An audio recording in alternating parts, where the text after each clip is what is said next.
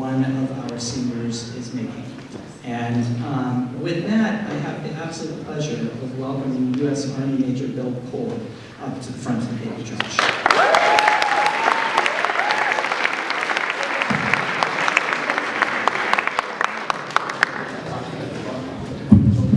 Good morning. Pleasure to be here.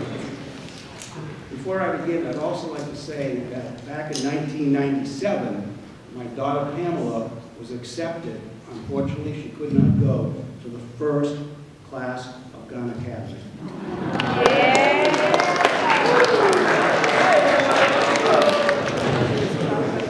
Honored guests, members of the faculty, parents, relatives, and friends of the graduating class of 2019, congratulations. My name is Major Bill Cole, and I represent the Admissions Office of the United States Military Academy. Not only do I represent West Point, but I am also a proud parent of the West Point graduate.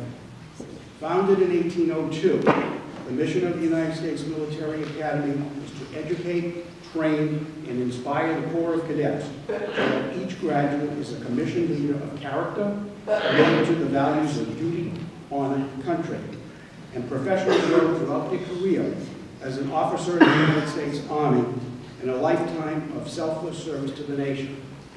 May I also add that the very first West Point graduating class was 50% Jewish.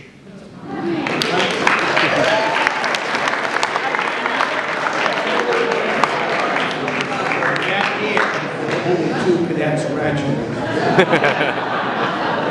Duty, honor, country was defined by General of the Army's Douglas MacArthur at his farewell speech to the Corps of Cadets in 1962 at West Point, and I quote, "Those 3 hallowed words reverently dictate what you ought to be, what you can be, what you will be. They are your rallying points to build courage when courage seems to fail, to regain faith when there seems to be little cause for faith, to create hope when hope becomes forlorn."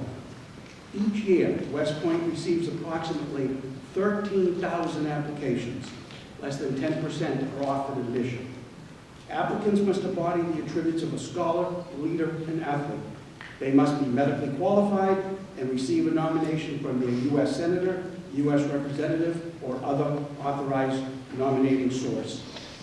A West Point cadetship represents a fully funded scholarship and annual salary that is valued at approximately $275,000 and culminates upon graduation with a Bachelor of Science degree and a commission as a second lieutenant in the United States Army.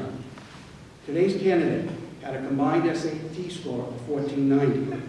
He was chosen to attend the West Point Leadership Experience, where only 1 in 6 applicants are accepted. He was a member of the varsity cross-country team. He was volunteered with the Harvard Square Homeless Shelter and with the JF and CS Schechter Holocaust Survivors Program, where he was partnered with a survivor in telling their story. I could go on and on. Quite an accomplishment. And to his parents, well done.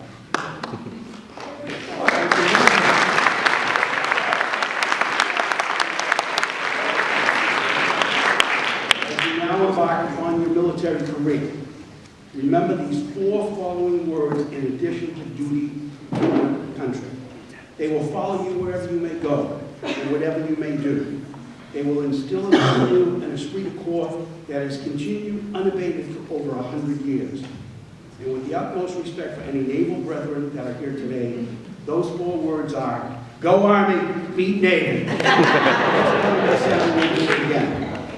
At this time, on behalf of the President of the United States, the Secretary of the Army, the Superintendent of the United States Military Academy, and myself, I am proud to welcome to the Long Gray Lounge and to announce the appointment of incoming cadet Jacob Gordon Foster to the West Point class of 2023.